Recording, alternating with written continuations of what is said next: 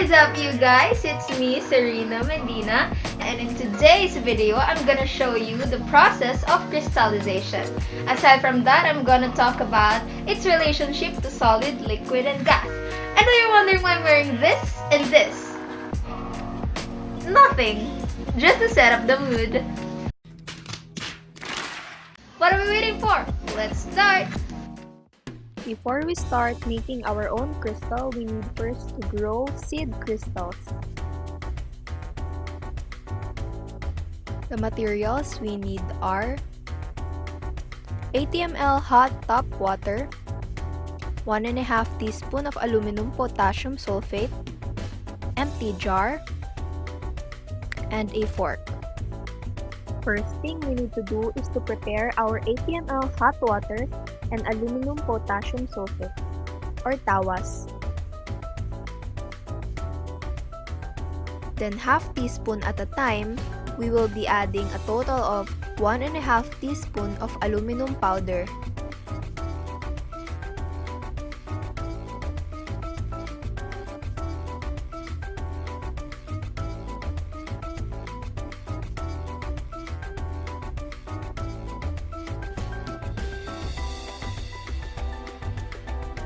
We have to pour aluminum powder and mix it half teaspoon at a time so that we will be able to check if we already made a super saturated solution.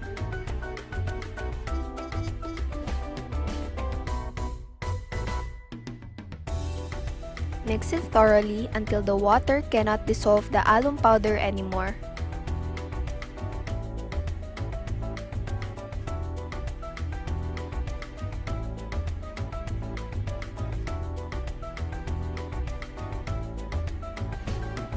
Just like this. As you can see, there are residues at the bottom. Those are aluminum powder. Next thing to do is to transfer the super saturated mixture into an empty jar to get rid of the residues.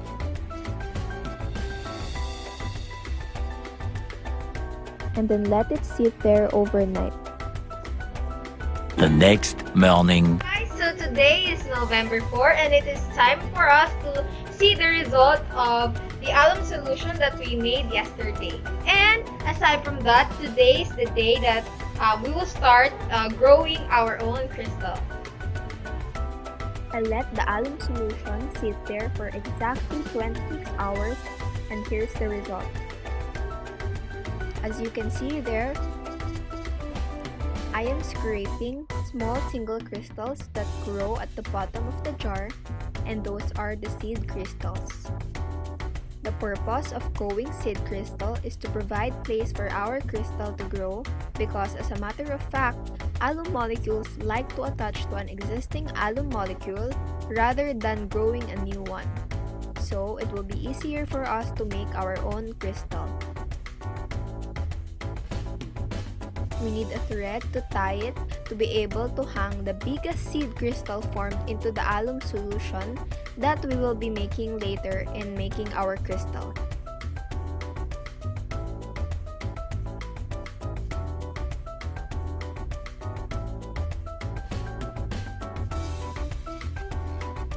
A little longer than a few minutes later, still trying to knot. And there you have it, we have a seed crystal. We can now proceed in making our DIY crystal.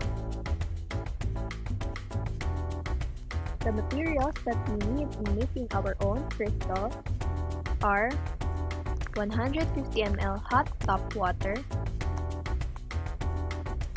2.5 teaspoon of aluminum potassium sulfate or tawas, 15 ml of food color, an empty jar, a fork, sewing thread, popsicle stick, and a scissor.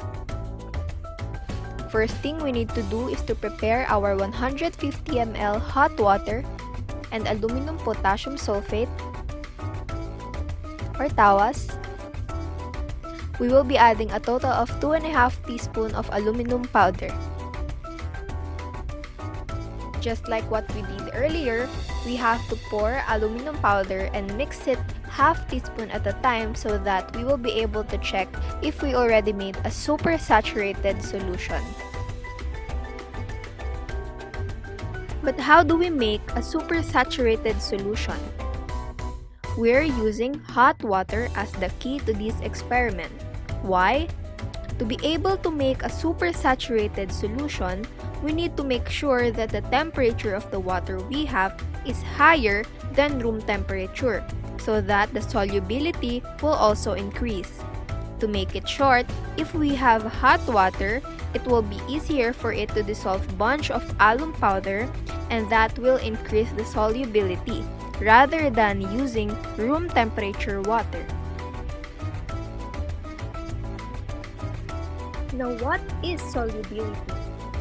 Solubility is the ability of the water to dissolve the alum powder. But why is having a supersaturated solution important? Because when the temperature decreases, the solubility decreases. So when the temperature drops and became cooler and cooler, we will have low solubility. With that, the solution will release molecules of alum that will be formed, and that is the crystal formation. But how do we know if we already made the saturated solution? Since there are already residues at the bottom of the glass, it means it is now a saturated solution because the water cannot dissolve the alum powder anymore. Next thing to do is to transfer the supersaturated solution into an empty jar to get rid of the residues.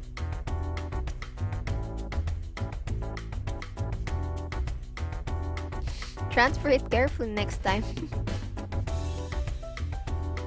Transferring it will help the alum molecules attach to the seed crystal that we will be hanging later on, rather than letting it attach to the residue of alum powder at the bottom.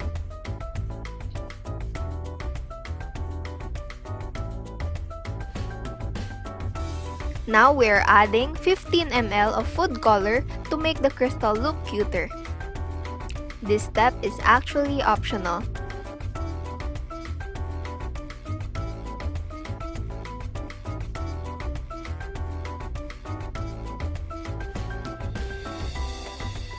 Now, this is the seed crystal we made earlier. This will serve as a place to grow for the alum molecules that will be released. Get a popsicle stick where we can tie it so we can hang it in the middle of the alum solution.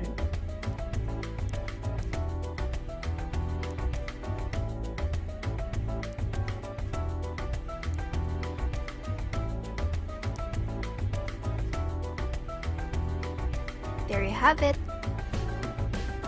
Make sure that the sewing thread is just enough to hang it without touching the bottom of the jar.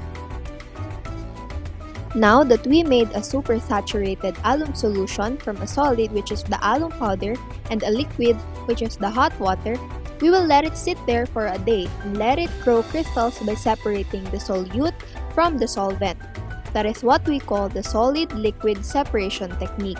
The next morning. Hey guys, so it's November 5, it's the final day, and we're now gonna see the result and the growth of the crystal that we made. Let's go! So here's the result. The process we are making here is what we call the crystallization.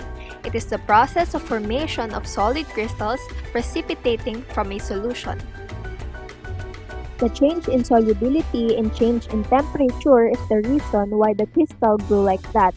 Before leaving the solution, its temperature is high and the solubility is high. But after exactly 25 hours leaving the alum solution and the seed crystal without being interrupted, the temperature decreases, the presence of the gas increases, and the solubility decreases, which let the alum solution release alum molecules, and that is how the crystals are formed. I wanted to end this video by saying thank you for watching until the end and by showing you the crystal, the result. There. Thank you for watching.